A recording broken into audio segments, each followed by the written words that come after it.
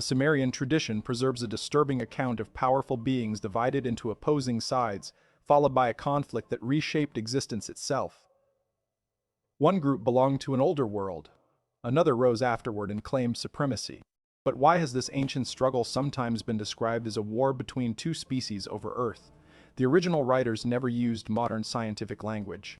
Their categories were stranger, involving gods, primordial powers, humans, and forces beyond ordinary life. Somewhere between those ancient descriptions and modern interpretation, the mystery became something far more dramatic. Before examining the evidence, tell us where you are watching from. The two species problem. Before examining the conflict itself, one word in the title needs to be questioned: species. Modern readers use that word to describe biological groups separated by inherited characteristics. It belongs to a scientific way of thinking about life. Ancient Mesopotamian writers were working with a very different system.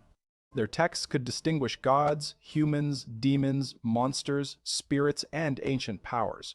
But these categories were religious rather than biological. That difference changes how the evidence should be read. When a modern interpretation places two groups of ancient beings on opposite sides of a conflict, it can be tempting to imagine two separate races with different origins, abilities, and goals. The resemblance is striking. One side appears older, another becomes dominant. Powerful beings gather around their leaders. A violent struggle follows. The world that exists afterward is different from the world that came before. Yet none of those features, by themselves, establish two biological species. The most important source for this particular investigation is the Babylonian creation epic, known as the Enuma Elish. Its surviving copies are written in Akkadian and belong to the Babylonian literary tradition. It is therefore more accurate to describe it as a Babylonian text within the wider Mesopotamian tradition than to call it a Sumerian tablet containing a literal record of an ancient war. That distinction matters because Mesopotamian civilization lasted for thousands of years and ideas moved between languages, cities, and periods. Sumerian traditions influenced later Akkadian literature, while Babylonian scribes preserved and reshaped older religious themes. A story appearing in a later written form may therefore contain ideas with much deeper roots. The Enuma Elish begins with a world that does not yet resemble the organized universe known later in the story. Primeval waters exist before the younger gods become established. From these ancient powers, later generations emerge. The conflict grows from this relationship between generations. The younger gods are active, numerous, and increasingly difficult for the older powers to tolerate. Their behavior creates tension. What begins as a problem inside the divine family eventually becomes a struggle over survival and authority. This is one reason the story can sound surprisingly close to a conflict between different kinds of beings. The older powers have one position in the universe, the younger gods have another. Their origins are different, their roles develop differently, and their relationship eventually turns hostile. But the ancient text does not stop to classify them as separate biological populations. It tells a religious story about the changing structure of divine power. That distinction also protects the investigation from another common mistake, treating every ancient reference to a powerful being as evidence of an advanced visitor. A god in Mesopotamian literature is not automatically an extraterrestrial. A divine weapon is not automatically a machine. A battle among gods is not automatically a historical military event. Those interpretations can be explored as modern theories, but they cannot simply be inserted into the ancient evidence as if the writers intended them. The more useful question is narrower. What differences did the ancient tradition itself emphasize between the opposing sides? If those differences are strong enough, perhaps they explain why later readers see something resembling two distinct populations. And the answer begins with the beings who existed before the younger gods took control of the story. Their world was older, their position was different, and their presence created the foundation for the conflict that followed. The word Earth also needs care. Ancient cosmology connected the land with heaven, waters, and the underworld. A conflict affecting Earth could therefore describe a change in the sacred structure of the universe, rather than armies competing for a planet or fighting over its physical resources and territory. To understand why the two sides eventually became enemies, the next step is to examine what separated them before the battle ever began. The two sides. The oldest side of the conflict begins with powers connected to the earliest stages of creation. In the Enuma Elish, Apsu represents the freshwater depths, while Tiamat is associated with the saltwater sea. They belong to a world that exists before the younger gods established the hierarchy described later in the epic.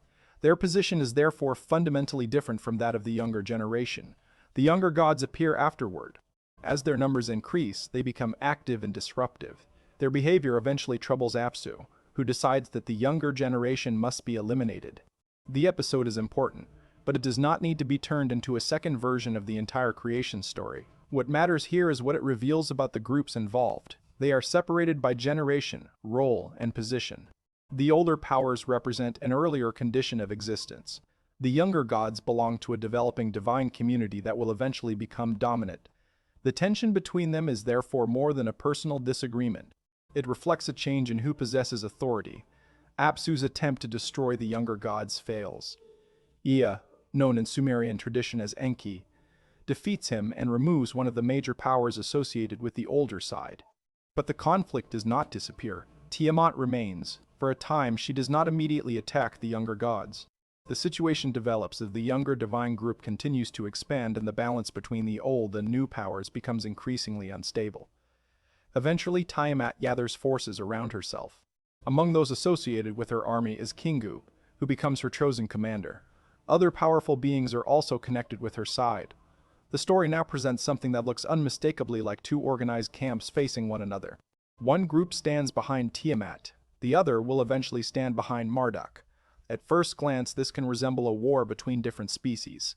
The groups are distinct, their leaders are different, their supporters are different. Their interests appear opposed, yet there is an important problem with that interpretation. The ancient story does not describe these sides using biological categories. It does not provide physical classifications, reproductive differences, genetic origins, or anything comparable to the scientific definition of a species. Instead, the distinction is religious and political. Tiamat belongs to the ancient powers from which the divine world develops. Marduk belongs to the younger divine generation and eventually becomes its champion. The conflict therefore resembles a struggle between old authority and emerging authority. That pattern is common in mythology. A younger ruler defeats an older power, a new dynasty replaces an earlier one, or a hero establishes stability after overcoming a force associated with chaos. The unusual feature here is the scale. The conflict is connected with the structure of the universe itself. Tiamat is not simply an enemy standing in the way of one king. Her defeat becomes part of the explanation for how the organized world comes into existence. That is why the battle matters so much. The question is not simply whether one powerful being can defeat another. The question is which arrangement of existence will remain afterward. The younger gods need someone capable of confronting Tiamat because the threat has grown beyond an ordinary dispute. Marduk eventually accepts the challenge and receives authority in exchange for taking responsibility for the confrontation. His condition is significant. Victory will bring him more than fame. It will establish his position above the other gods. The coming battle therefore has two consequences waiting behind it. Tiamat's defeat will remove the greatest obstacle facing the younger powers, while Marduk's success will elevate him to a new level of authority. This is where the modern interpretation becomes especially tempting. There are opposing groups. There is a commander. There are powerful weapons. There is a decisive battle. And afterward, the universe looks different. But the evidence still does not describe two biological species fighting for a planet. It describes a mythological struggle in which one group of divine powers replaces another. The next question is even more important. If the ancient story is really about a change in cosmic authority, why does the title place the conflict on Earth at all? To answer that, the battle itself must be understood as more than a fight between armies. It is part of the ancient explanation for how the world humans inhabit came to be ordered in the first place. Were they really fighting over Earth? The phrase over Earth creates a very specific picture in a modern mind. It suggests territory, resources, ownership, and armies competing for control of a planet. But the Mesopotamian story operates with a much broader idea of the world. For its ancient audience, the universe was not simply a planet floating through empty space. Heaven, earth, waters, and the underworld belonged to a connected sacred structure. Different divine powers could be associated with different realms, cities, temples, natural forces, and aspects of existence. The world was understood through relationships between these powers. This changes the meaning of the conflict. The struggle between Tiamat's side and Marduk's side is not presented as two biological populations arriving on Earth and dividing its territory. The battle belongs to a creation story. Its purpose is to explain how a structured universe emerged from an earlier condition. That is why Tiamat's defeat has consequences far beyond the battlefield. After Marduk overcomes her, he uses her body in the organization of the cosmos. The story connects her remains with the formation of heaven and earth. The image is dramatic, but its purpose is also explanatory. The world exists in its present form because the victorious deity has transformed the defeated primordial power. This is a crucial difference. A modern war story usually begins with an already existing planet. Two sides fight to control something that is already there. The Enuma Elish works differently. The conflict helps explain the world itself. The battlefield and the creation of the world are therefore connected. This also explains why calling the struggle a war over Earth can be misleading. Earth is not simply the prize sitting untouched while two armies compete for possession. The ordered world emerges through the victory. Marduk's achievement is not described as capturing a finished planet. He establishes the conditions in which the organized cosmos can exist. The distinction becomes even clearer when the story moves beyond the destruction of Tiamat. Marduk does not simply stop after defeating his enemy. He organizes the heavens, establishes divine positions, and gives structure to the world. The victory becomes the beginning of a new arrangement, rather than the final moment of a military campaign. This is also where Babylon becomes relevant. The Enuma Elish is deeply connected with Babylonian religion and the elevated position of Marduk. His supremacy within the story reflects the importance of Babylon and its patron deity. A cosmic victory therefore carries a cultural message. The god of Babylon deserves the highest place because he has defeated the greatest threat and established the ordered universe. That connection is important because it shows how ancient creation stories could work on several levels at once. They could explain the universe. They could describe relationships between gods. They could justify divine authority. And they could reinforce the importance of a city and its patron deity. None of this requires an extraterrestrial interpretation. At the same time, it explains why modern readers sometimes see familiar patterns inside the story. Powerful beings appear to have different origins. They use unusual weapons. They fight on a scale far beyond ordinary human warfare. A victorious figure reorganizes the world after defeating an opponent. Those similarities can create a compelling modern theory. But similarities are not the same as evidence. The ancient writers were explaining reality through the religious language available to them. Their gods controlled forces of nature, established order, defeated dangerous powers, and determined humanity's place within creation. The title's two species therefore needs to remain a question, not a fact. The evidence supports opposing groups of divine beings. It supports a major conflict. It supports a victorious side. It supports the transformation of the world after that victory. What it does not establish is a biological war between two extraterrestrial species competing for planetary ownership. That distinction does not make the ancient story less mysterious. In some ways, it makes the story more interesting, because once the battle is understood as a struggle that creates the world rather than simply conquers it, another question appears. Where does humanity fit into a universe born from this conflict? Humans are not present as the armies of Tiamat. They are not described as the soldiers who defeat Marduk. They appear afterward, inside the world shaped by the victor. And the reason for their creation reveals something unexpected about what survival meant to the ancient writers. The next stage of the story moves away from divine warfare and toward humanity itself. That is where the question of which side survived becomes much harder to answer. Humanity enters the story. Humanity appears only after the great conflict has changed the structure of the world. This timing matters. Humans are not introduced as an army that fought beside Tiamat, nor are they presented as survivors from a defeated civilization. They enter the story as part of the new arrangement created after Marduk's victory. The creation of humanity is connected with Kingu, the commander who had earlier been placed at the head of Tiamat's forces. After the defeat of her side, Kingu's blood becomes part of the material used to create humans. That detail gives humanity a strange connection to the defeated side, but it does not make humans the surviving members of Tiamat's army. The ancient story presents something different. Human beings are created to perform work for the gods and to maintain the religious system that supports the divine world. Labor, offerings, worship, and service become part of humanity's purpose. The result is a very different picture from the modern idea of two species fighting for control of a planet. The conflict happens first. The new world is established. Humanity comes afterward. This sequence changes the central mystery. If humans were not one of the original sides, then who actually survived the struggle? The answer depends on what the word survival means. Physical survival is one possibility. Political survival is another. Cultural survival is a third.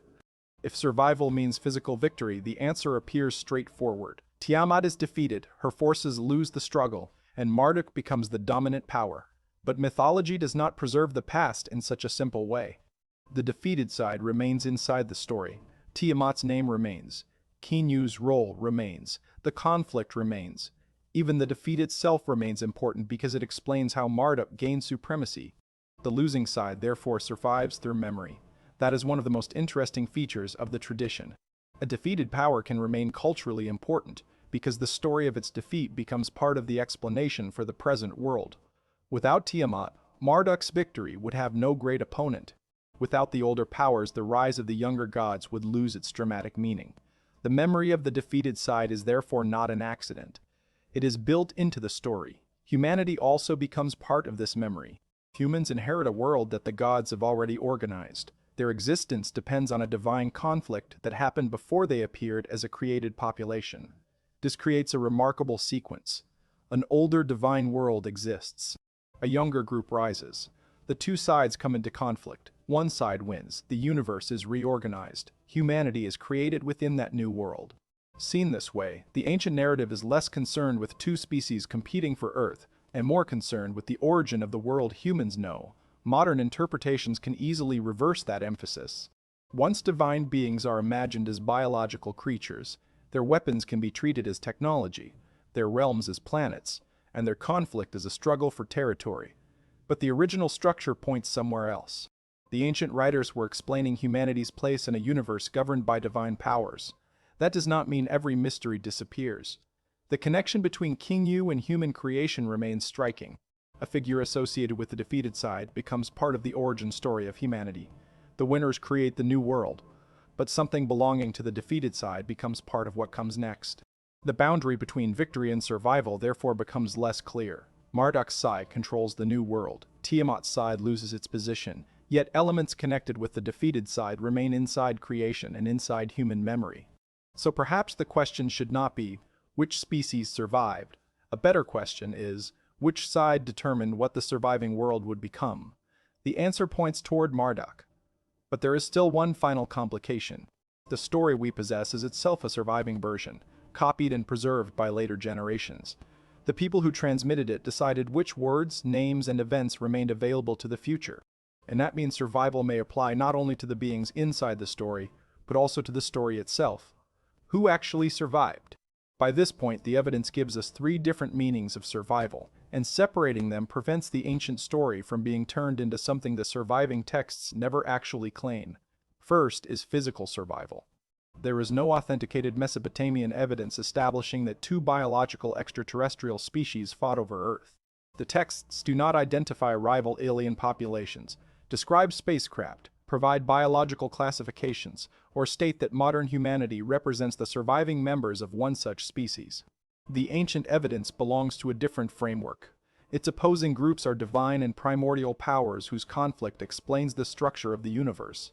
So survival means the physical continuation of an alien species. The evidence gives us no confirmed answer. The second meaning is divine or political survival. Here the story is much clearer. Marduk wins. Tiamat is defeated. Her forces lose their position. Marduk then becomes the central authority within the divine hierarchy described by the Babylonian epic. His victory is not a minor episode. It establishes the authority that shapes the world afterward. From this perspective, Marduk's side survives because it controls the new arrangement. The old power has been overcome. The new power defines what comes next. This is also where the Babylonian setting becomes important. Marduk's elevated status fits a religious environment in which Babylon's patron deity occupied an increasingly important position. The creation epic provides a cosmic explanation for that supremacy. The message is powerful. The god who establishes the ordered universe deserves the highest place within it. But there is a third kind of survival, and it produces the most unexpected answer: cultural survival. Tiamat does not simply disappear from history. Her name remains in the literary tradition. Her role remains part of the creation story. The battle remains memorable. Her defeat continues to matter because later generations preserve the story of how she was defeated. In that sense, the losing side survives alongside the winning side, not as a surviving army, not as a hidden biological population, but as memory. This distinction is easy to miss when the story is reduced to a simple question of winners and losers. Ancient mythology often preserves defeated powers precisely because their defeat explains the world that replaced them. A conquered ruler can remain famous, a fallen city can remain part of historical memory, an older god can remain inside the mythology of a newer religious order. The defeated side may lose power while gaining a permanent place in cultural memory. Tiamat fits that pattern remarkably well. Her defeat becomes one of the reasons Marduk's authority matters. The victor needs the memory of the enemy. The enemy gives meaning to the victory. That leaves humanity in an unusual position. Humans are created after the major struggle within the world established by Marduk. They are therefore not presented as one of the two original populations competing for control. Instead, humanity becomes part of the world produced by the conflict. And perhaps that is the strongest reason the two-species interpretation should be treated cautiously. The ancient story does contain distinct groups, a dramatic confrontation, powerful beings, and a decisive change in the world. But the surviving text gives those features a religious meaning. It describes succession, it describes authority, it describes creation, it explains why the world has the structure it does. Modern readers can certainly ask whether some forgotten historical event might lie behind the tradition, but the surviving evidence cannot take us that far. The most defensible conclusion is therefore more complicated than the title initially suggests. If the question is which side won, the answer is Marduk and the younger divine order. If the question is which side remained in cultural memory, both sides survived. If the question is whether an extraterrestrial species survived on Earth, the available evidence does not establish that claim. And this distinction gives the ancient story its real mystery. The battle may not be a hidden record of alien warfare, it may instead be a record of how ancient people understood change itself. Older powers could lose, new authorities could rise. A defeated enemy could remain remembered. Humanity could inherit a world shaped by a struggle it never witnessed. Yet even that conclusion leaves one final question. The version preserved for us comes from scribes who lived long after the earliest stages of Mesopotamian religious tradition. Their tablets preserve what survived transmission, copying, editing, and the passage of time. So we possess the story of the battle. We do not possess everything that may once have been said about it. And perhaps the deepest mystery is not which side survived the war. It is how much of the losing side's original story disappeared before anyone could write it down. The evidence does not prove an ancient war between alien species, but it does preserve a struggle between older and younger powers that shaped humanity's world. Marduk won the divine conflict, while Tiamat survived through memory. But what was lost before this version reached the tablets? Follow the next mystery to uncover it.